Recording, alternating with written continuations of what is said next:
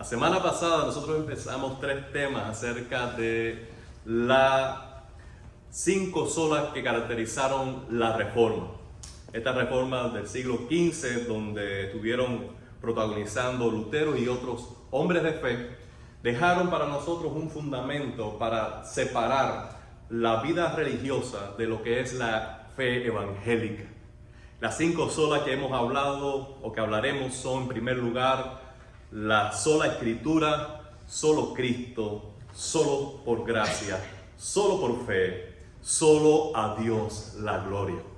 La semana pasada estuvimos hablando de sola Escritura, diciendo que la Escritura está completa. No hay manera en que podamos añadir a esta revelación una inspiración divina ajena.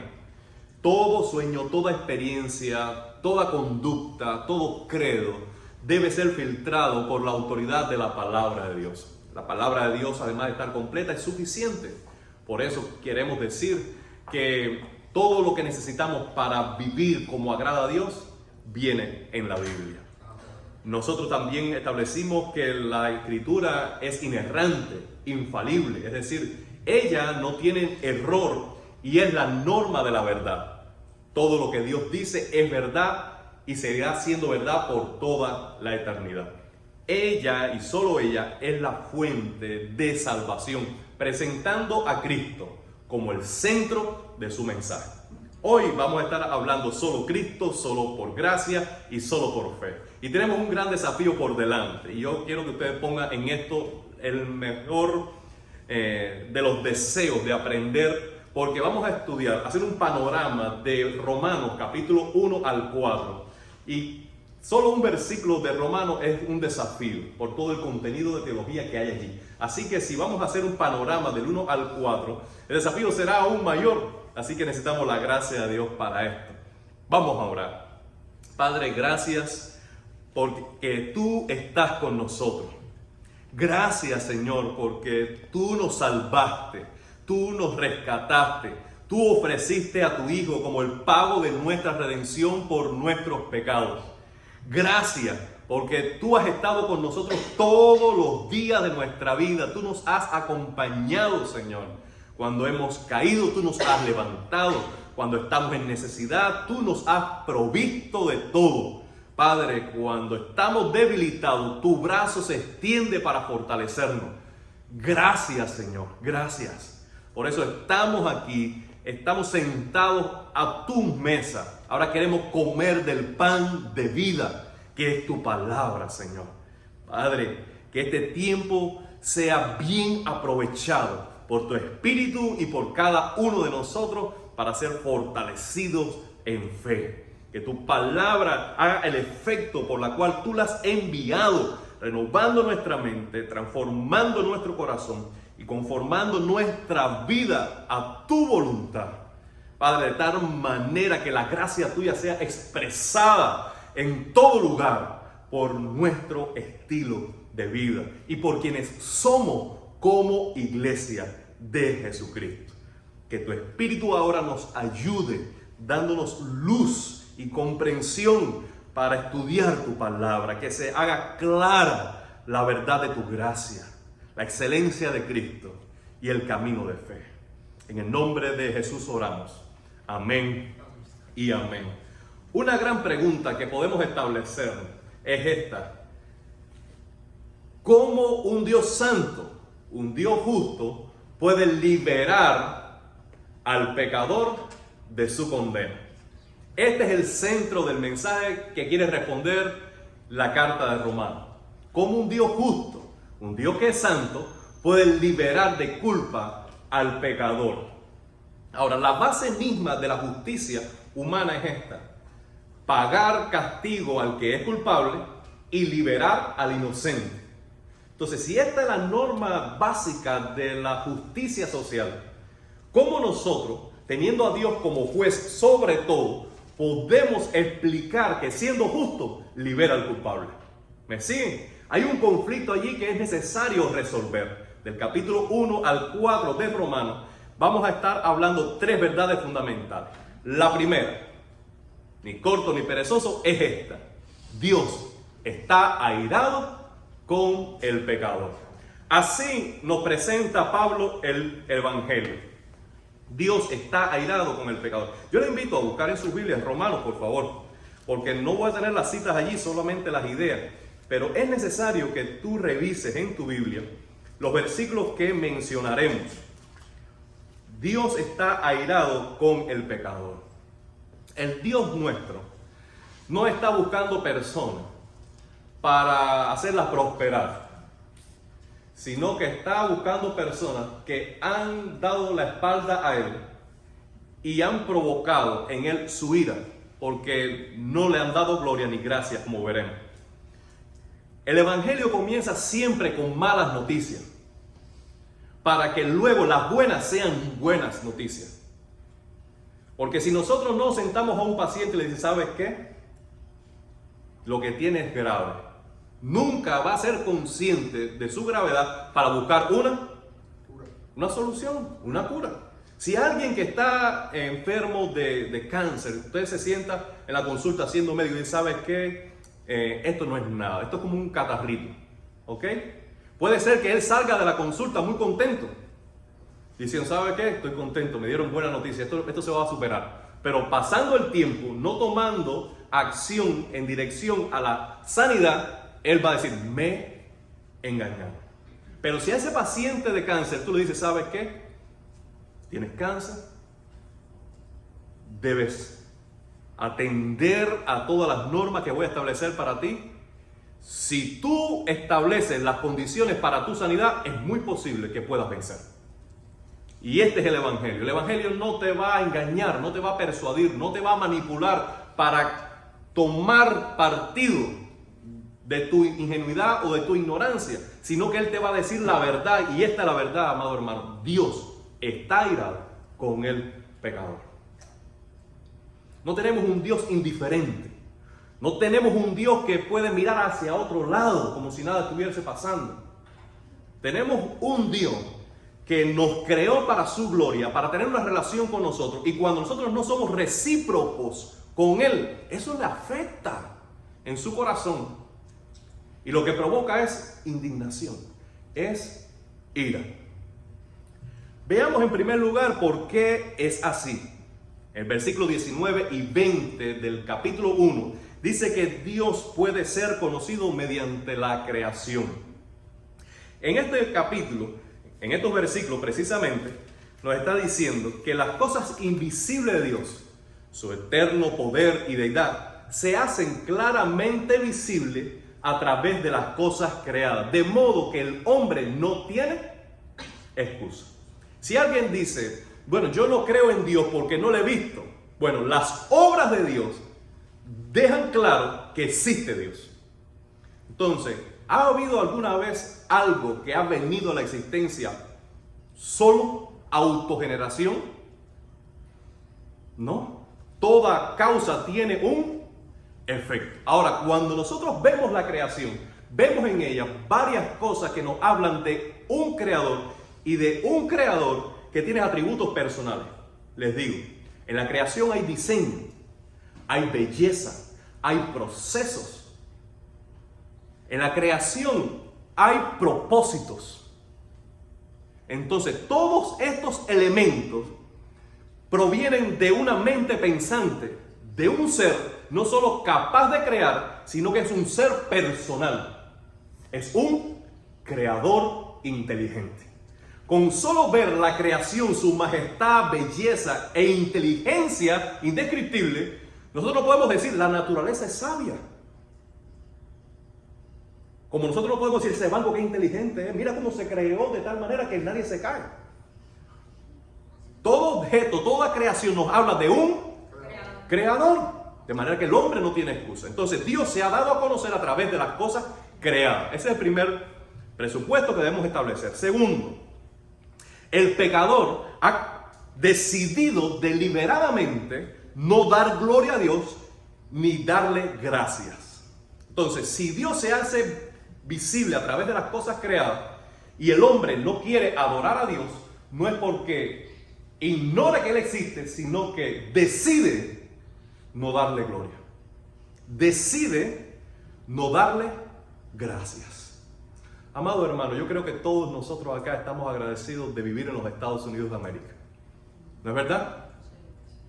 Pero ninguno de nosotros puede dar por sentado los privilegios que tenemos en esta nación.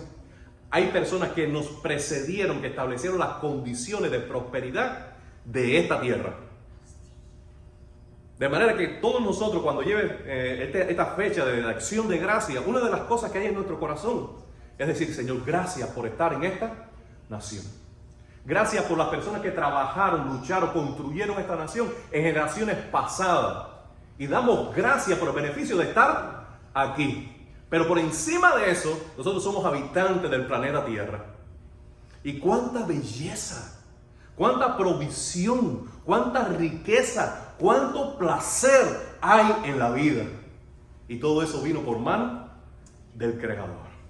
Entonces, nosotros que no decidimos nacer, nosotros que no decidimos ni la familia que tenemos, nosotros que llegamos y que recibimos todo a manos llenas, amado hermano, lo mínimo que podemos hacer como humanidad es decir, gloria a Dios, que tuvo el poder, la sabiduría y el amor para crear todas las cosas para mí.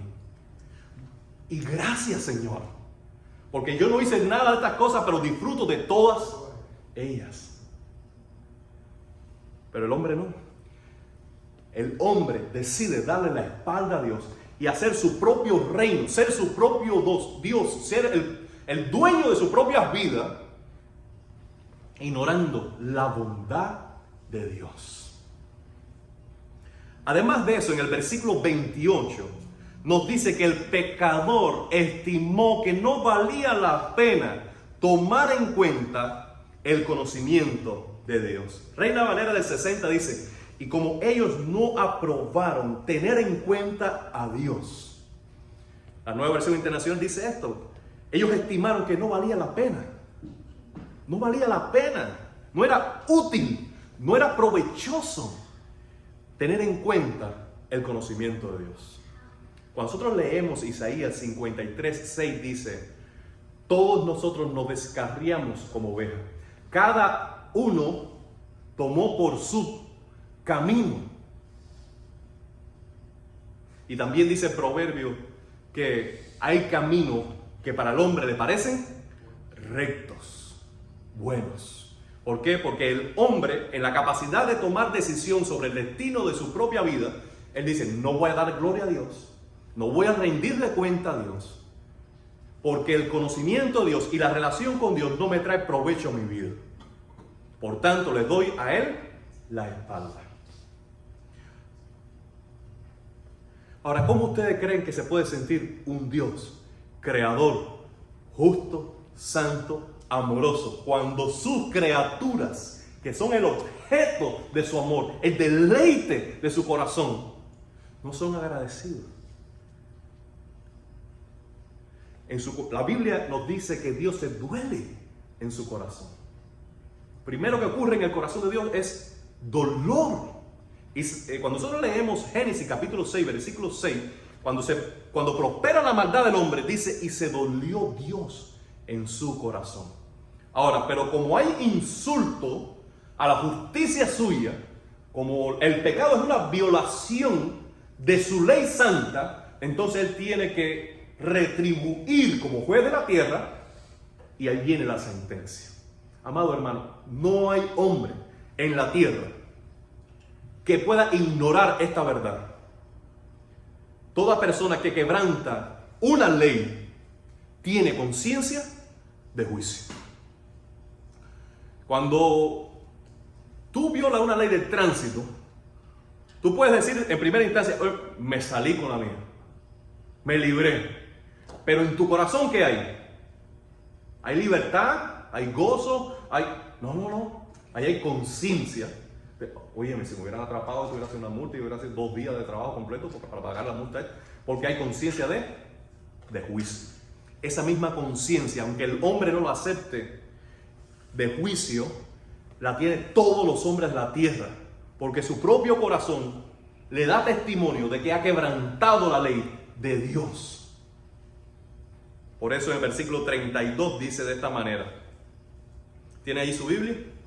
versículo 32 del capítulo 1, quienes habiendo entendido que el juicio de Dios, que los practican tales cosas, son dignos de muerte, no solo las hacen, sino que también se complacen con los que la practican. Amados hermanos, el hombre sabe que hay un juicio al final de su vida. Pero aún así, endurecido por su pecado, queriendo dar la espalda a Dios, se complace en el pecado que está cometiendo y al mismo tiempo aboga, defiende la vida pecaminosa de otros. Cuando Dios ve esta condición del ser humano, Él está airado. Está airado. Amado hermano, usted que es un hombre de casa, si viene un delincuente queriéndose aprovechar de su propiedad, de su trabajo, de su sudor, usted le va a dar unos buenos días y Dios te bendiga. Dígame. No. Qué bueno está aquí. Mira, pasa a la cocina, te voy a hacer un cafecito. Pero ahí te meto un batazo que más nunca tú cruzas la cerca. En el mejor de los casos, Porque cuando alguien está violando los derechos de tu propiedad, cuando alguien viene a entrometerse en tu propiedad, donde tú pones las reglas, porque es tuya, lo que provoca en tu corazón es indignación, es ira. Y el mundo es la casa de Dios. Él establece las condiciones de vivir. Él establece las condiciones para relacionarse con Él y para relacionarnos los unos a los otros. Y cuando nosotros decimos lo que Dios dice, no me importa. La ley de Dios no me es útil. Por supuesto que en el corazón de Dios hay ira. Ira para ejecutar justicia, para pagar a cada uno conforme a sus obras. No conforme a sus intenciones. No conforme a su buena voluntad, no conforme a sus hechos.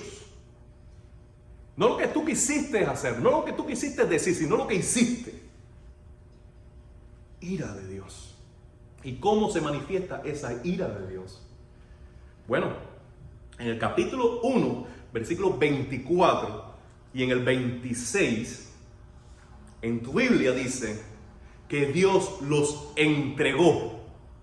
Dios los abandonó. En otras palabras, Dios permitió que ellos siguieran el propio curso de sus acciones. ¿Qué tú quieres?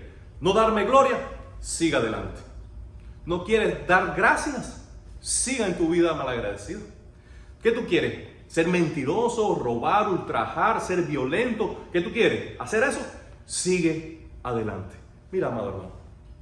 Es un acto de la gracia de Dios sentir que Dios nos confronta y nos detiene en nuestro pecado. Pero es una señal de juicio que nosotros, haciendo lo malo, nos sigan saliendo bien las cosas. Porque eso es señal del abandono de Dios. Del abandono de Dios. ¿Qué sucede? Que cuando cuando Dios deja que el que roba siga robando y el mentiroso siga mintiendo, unos a otros nos mentimos y unos a otros nos robamos. Entonces, cuando nosotros tomamos el curso de nuestra vida, no es que nadie va a sufrir con eso, sino que empezamos a sufrir los unos de la mano de los otros. Y esa condición de caos y de conflicto en la sociedad es parte de un anticipo del juicio de Dios. Cuando nosotros vemos la sociedad y decimos que malas están las cosas, eso es parte del juicio temporal de Dios, provisional de Dios. Para decirte, ¿sabes qué? ¿Tú piensas que Miami se está poniendo malo? No. Deja que tú termines tu carrera y estés delante de mí. Tú vas a saber lo que es un Miami en el infierno. Así es la palabra de Dios.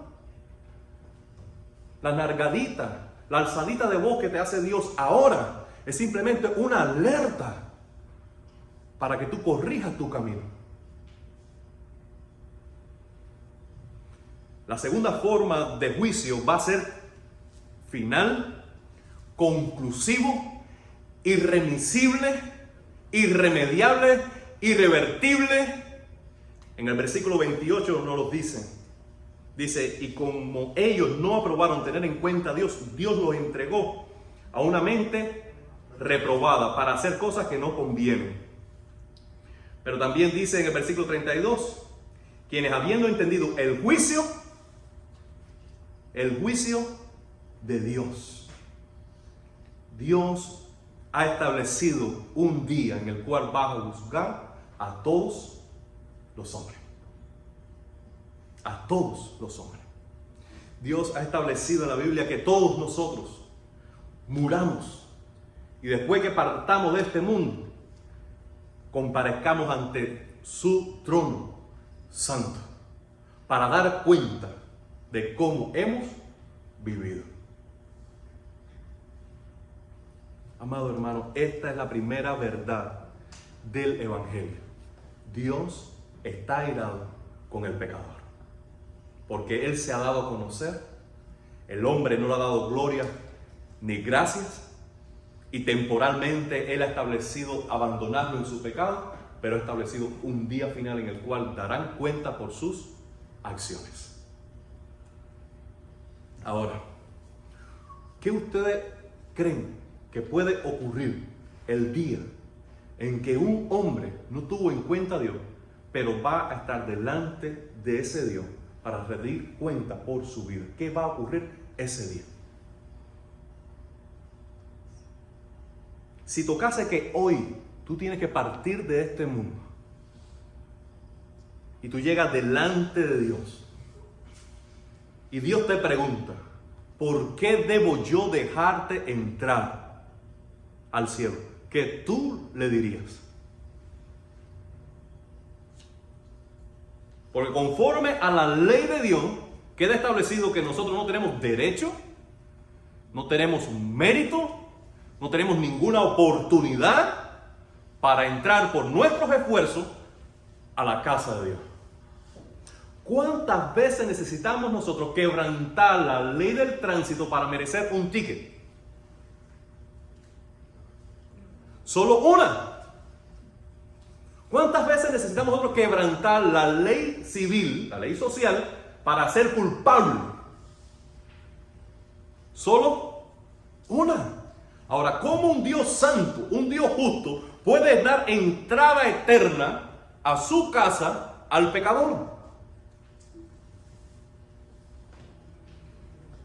Esta es la segunda gran verdad que podemos establecer. El hombre no puede entonces justificarse a sí mismo. Y este es el capítulo 2. En el capítulo 2 nos dice de esta manera: por lo cual eres inexcusable, oh hombre, quien quiera que seas.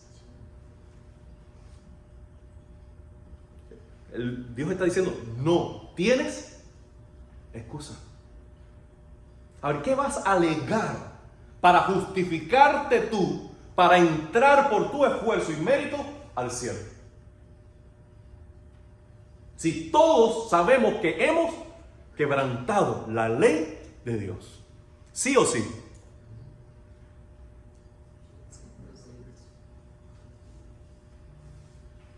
Bueno, aquí Pablo hace dos divisiones: el judío y las naciones. Bueno, los gentiles, es decir, las naciones aparte de Israel, no tienen excusa. Alguno pudiera decir, no, pero yo no recibí la ley de Moisés. No, pero yo no nací en Israel. No, yo no sabía acerca de los pactos de Dios. No, yo no tenía una Biblia para saber.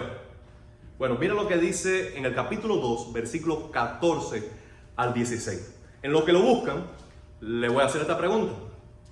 A David Platt le dijeron, ¿qué tal si un hombre inocente en la selva nunca escuchó acerca de Dios, nunca escuchó el Evangelio y muere y va al cielo?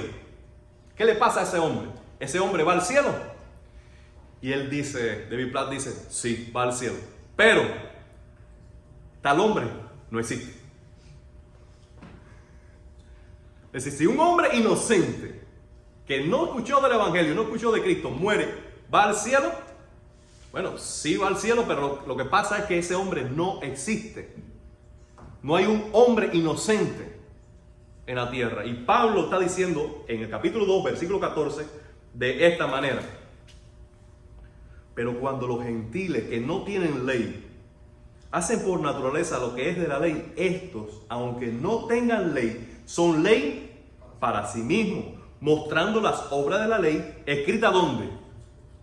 En sus corazones, dando testimonio a su conciencia, acusándoles o defendiéndoles sus razonamientos en el día en que Dios juzgará por Jesucristo los secretos de los hombres, conforme a mi evangelio.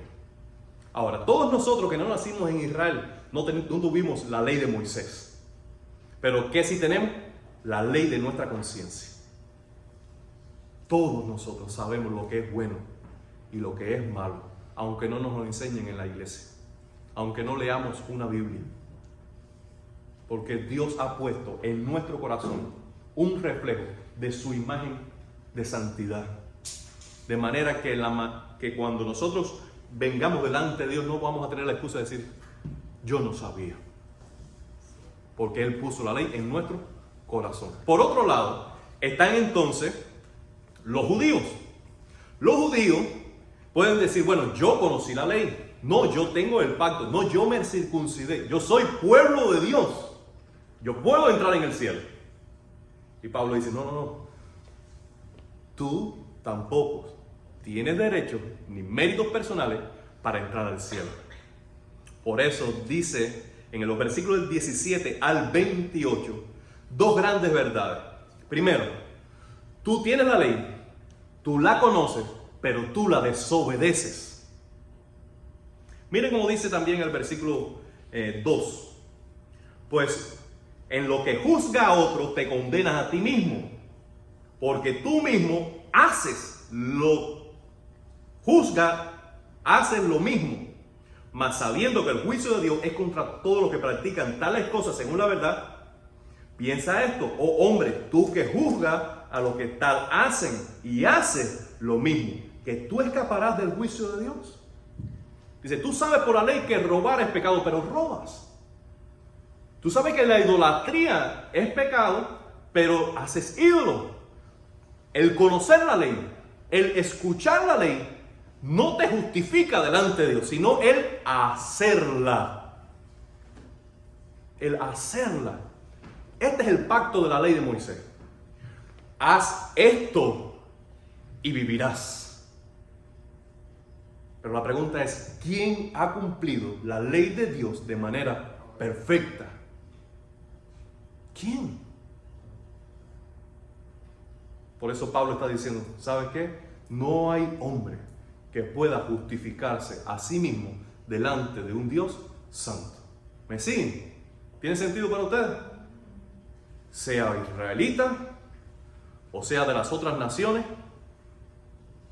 todos estamos bajo condición de pecado y a la expectativa del juicio de Dios. No hay un solo hombre que sea bueno y que pueda escapar del juicio de la ira de Dios. Vamos a leer en el capítulo 3. Por favor, sigan conmigo, no se me cansen. El capítulo 3 de Romanos dice el versículo 10. No hay justo. ¿Pueden leerlo conmigo? No hay justo ni aún uno. No hay quien entienda. No hay quien busque a Dios. Todos se desviaron. A una se hicieron inútiles. No hay quien haga lo bueno. No hay ni siquiera uno. No es que yo nací en una familia cristiana. No hay bueno, ni aún uno. Es que a mí me bautizaron cuando yo era niño. No hay bueno, ni aún uno. Es que yo tenía una familia que era judía y me circuncidaron y yo iba a la sinagoga y yo conozco la ley y la puedo recitar. No hay bueno, ni aún uno. ¿Por qué? El judío no puede ser salvado porque el propósito de la ley nunca fue salvar. El propósito de la ley fue demostrarnos que somos pecadores y que necesitamos la gracia de Dios que viene por medio de un Salvador. Ese es el propósito de la ley. Ese exclusivamente es el propósito de la ley. Entonces en el versículo 2, es decir, el capítulo 2, versículo 19, podemos leerlo así.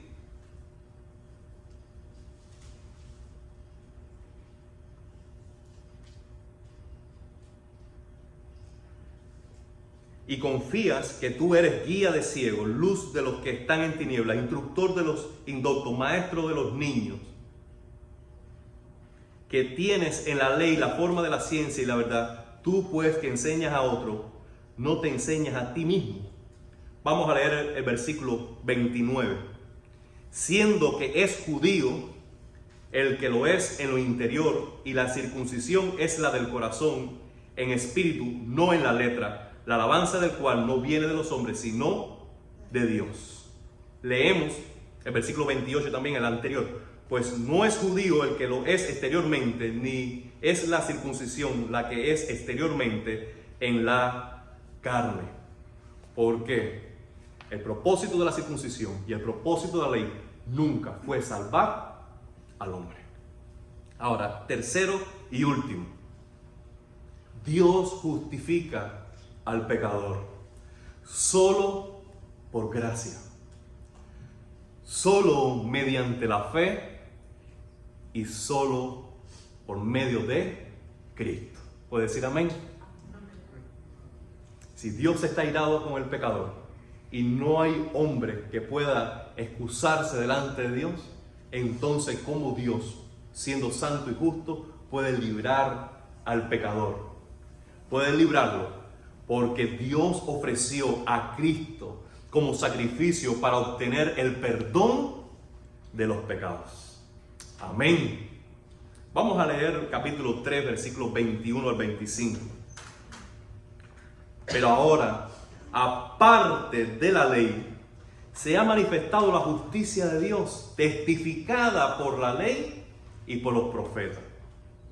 La justicia de Dios por medio de la fe, ¿en quién? ¿En quién? En Jesucristo. Para todos los que creen en Él. Porque no hay diferencia. Por cuanto todos pecaron y están destituidos de la gloria de Dios, siendo justificados gratuitamente por su gracia, mediante la redención que es en Cristo Jesús.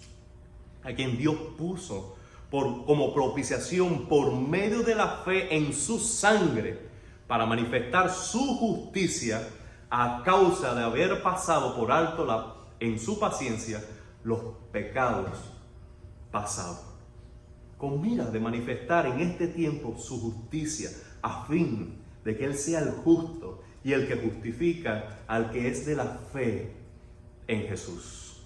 Gloria a Dios por eso. Gloria a Dios.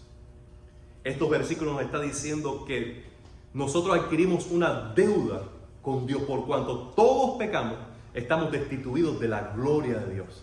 En el capítulo más adelante, 6:23, dice que la paga del pecado es muerte. Todos nosotros contraímos esa deuda con Dios cuando quebrantamos su ley. Ahora, en lugar de nosotros tener que pagar por nuestros pecados, ocurrió un acto de gracia extraordinario. De tal manera Dios nos amó que envió a su Hijo Jesucristo. Y Él fue ofrecido como el pago por nuestra redención. Nuestros pecados nos esclavizaban a un estilo de vida lejos de Dios. Pero Dios pagó nuestra deuda con la sangre misma de su Hijo Jesucristo, para librarnos de nuestra condena, para que no rindiéramos cuenta por nuestros pecados. Cristo los asumió por nosotros. Y en la cruz Jesús dijo, Tetelestai, la deuda ha sido pagada. Esa palabra quiere decir que fue pagada en su totalidad y fue pagada de una vez y para siempre. Es como el día en que tú recibes el certificado del pago de tu carro o el pago de tu casa. Una vez que ha sido pagado, la deuda fue cancelada. Amado hermano, dice en el versículo 23 que esto fue gratuitamente para nosotros, aunque no fue gratuito para Dios.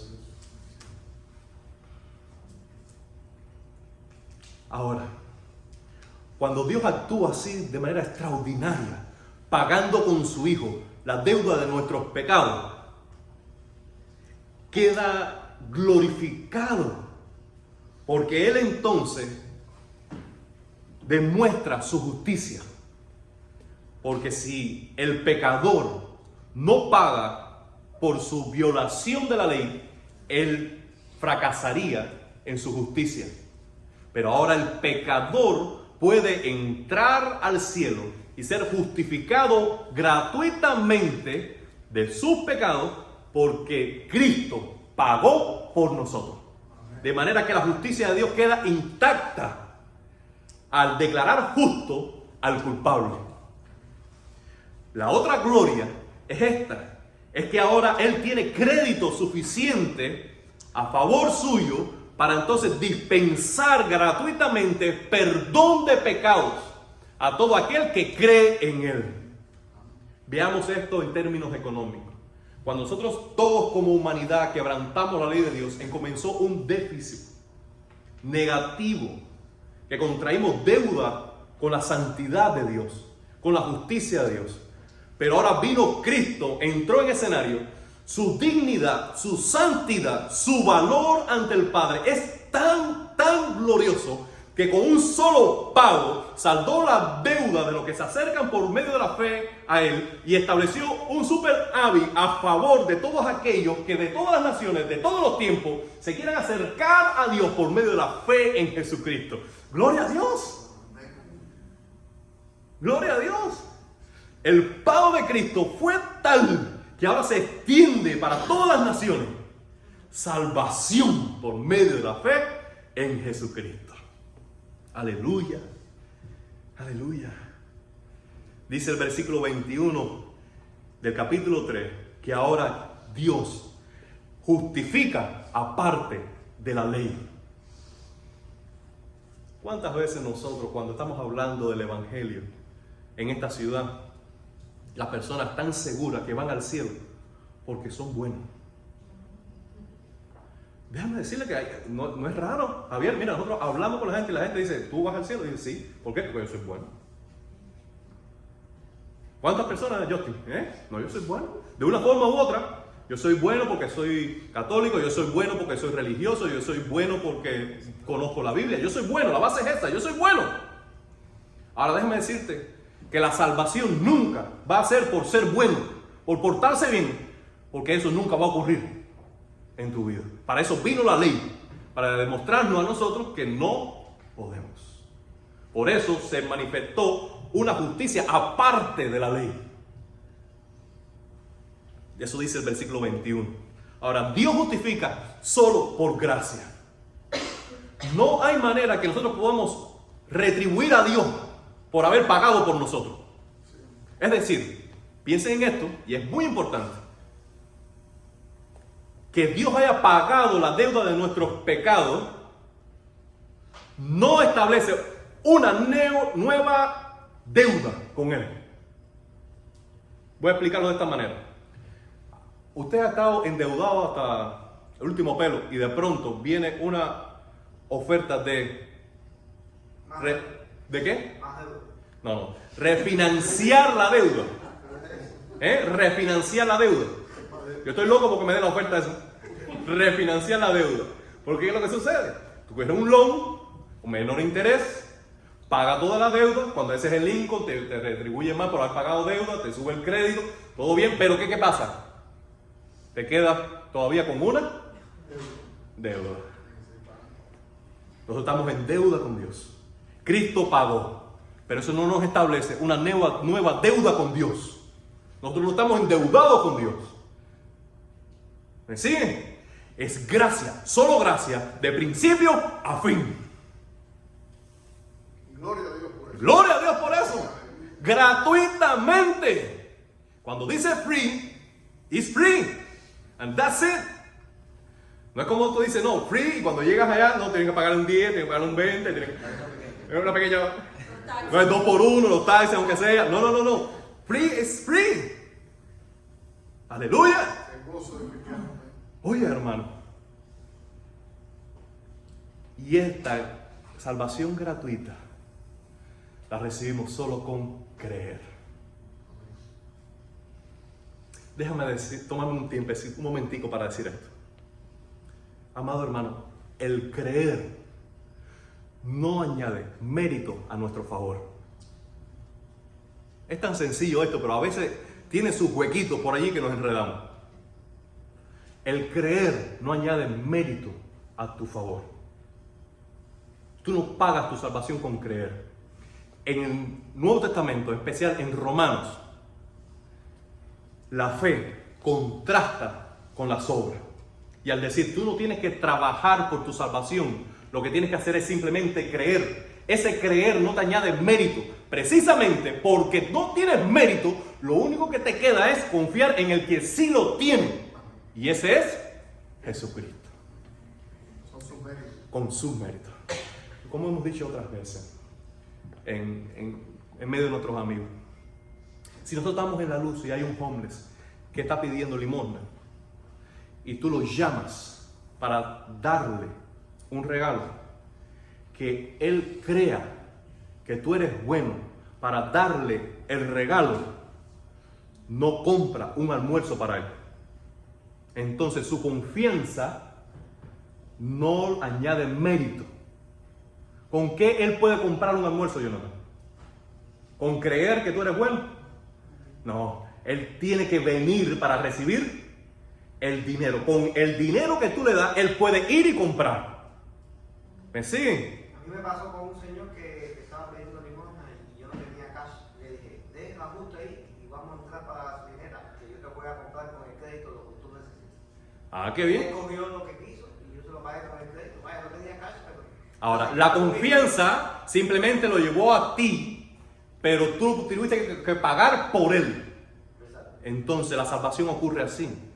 Que nosotros creamos, eso no añade mérito. Porque tú no tienes mérito, tú tienes que venir a Cristo. Y Cristo paga por ti. Solo la fe te abre las puertas al cielo. No es fe más obra. No es fe más religión. No es fe más obediencia. No es fe más sacrificio. Es fe y solo fe. Por eso en el capítulo 1 Pablo está diciendo, esto es de fe de principio al fin. Y el justo por fe vivirá. Para que entonces toda la gloria la reciba Dios. En el versículo 27 del capítulo 3 dice, ¿dónde entonces queda la jactancia? Queda excluida. Si tú no mereces el cielo, si no puedes trabajar para ganar un lugar en el cielo, si Dios te lo da gratuitamente, si Dios pagó por ti, si solo tienes que creer, entonces toda la gloria es de Dios. Aleluya.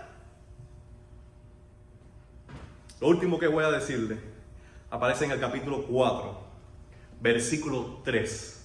El capítulo 4 completo es un ejemplo de lo que hemos hablado. Y solo en un versículo, Pablo sintetiza este mensaje con una cita del Antiguo Testamento que aparece en Génesis capítulo 15, versículo 6. Pero en Romanos, el capítulo 4, versículo 3. Creyó Abraham a Dios y esto se le tomó en cuenta como justicia. Dios habló a Abraham, te bendeciré y serás bendición. Y por medio de tu simiente serán bendecidas todas las familias de la tierra. Cuando Abraham escuchó esta promesa de Dios, él era viejo, su esposa era estéril y ambos eran incapaces de tener descendencia. Pero él creyó que Dios era poderoso para cumplir lo que dice, que Dios es veraz y jamás engañará al ser humano. Y como él creyó, dice que le fue contado esa fe, se le puso a su cuenta como justicia. No es que él trabajó, fue justo, fue bueno y mereció el cumplimiento de esa promesa. No, él no tenía justicia, él no tenía mérito delante de Dios, él simplemente creyó. Y Dios hace esta conversión de moneda. Tú tienes fe, yo te pongo justicia. Tú tienes fe, yo te lo contabilizo como justicia y declaro, por medio de esa fe, libre de culpa, inocente. Amado hermano, todos nosotros, igual que el cuerpo de Abraham, igual que el cuerpo de su esposa Sara, estábamos muertos. ¿Entienden? Muertos por nuestros pecados. Y vino la promesa de vida eterna por el Evangelio de Jesucristo. ¿Me siguen? Y cuando nosotros creímos en la dádiva de Dios, que es vida eterna por medio de Cristo, no tuvimos que pagar, no tuvimos que merecer. Nuestra fe nos fue puesta a nuestra cuenta como justicia. Y Dios hizo esa declaración extraordinaria. Tú, hija mía, tú, hijo mío, eres libre de culpa. Tú eres libre de culpa. Aleluya. Gloria a Dios. Gloria a Dios. Por eso podemos cantar de la gracia de Dios. ¿De qué me sirve este mensaje? En primer lugar, para que tú te rindas a Jesucristo ya, si no lo has hecho. Hay perdón y gracia abundante para limpiar tus pecados y darte una nueva vida en Él. Segundo, para que tú apliques este mensaje a todas las áreas de tu vida. Cuando en tu matrimonio tú no puedas, ven a la cruz de Cristo y de él va a fluir gracia, sabiduría y poder para, no por tu fuerza, no por tus méritos, sino por la confianza en Él. Él te va a levantar y te va a ayudar en esa relación. Cuando en tu trabajo tú no puedas prosperar, tú puedas venir a la cruz de Cristo y una vez más decir, ¿sabe qué? Yo no sé, yo no puedo, no lo consigo, yo no salgo adelante. Señor, ayúdame. Vienes a la cruz y ahí fluye sabiduría, poder, dirección, y entonces por tu fe en Él fluye gracia para levantarte y prosperarte y seguir adelante. Este mensaje no es solo para salvación, sí lo es en primera instancia, pero es para aplicarlo en toda tu vida. Tú vienes a este mensaje, eres salvado, pero luego día a día lo aplicas a tu vida en cada área, en cada circunstancia, día tras día, y vas a ver una nueva vida basada en la gracia de Dios fluyendo en tu interior. La fe que nos salva nos mantiene salvos.